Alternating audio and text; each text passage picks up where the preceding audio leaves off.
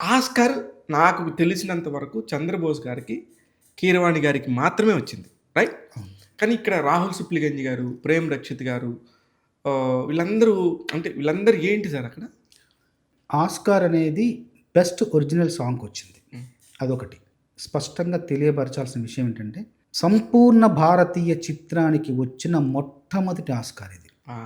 First Oscar. సంపూర్ణ భారతీయ చిత్రానికి, భారతీయులకొచ్చింది.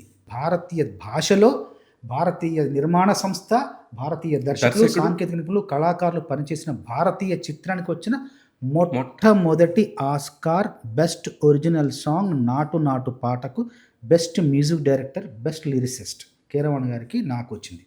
ఈ పాట అంత దూరం వెళ్లి ఆస్కార్ సాధించడానికి ముఖ్యమైన కారకులు, మూల కారకులు ఎవరెవరంటే రాజమౌళి గారు దర్శకులు, సంగీత దర్శకులు కీరవాణి గారు, పాట రచన నేను, పాట పాట పుట్టింది నా దగ్గర నుండి పుట్టింది.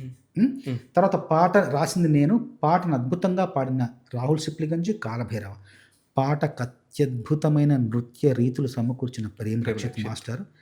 మేమెంత చేసినా కూడా తెర మీద దాన్ని ప్రదర్శించింది మహానుభావులు తారక్ గారు, చరణ్ గారు.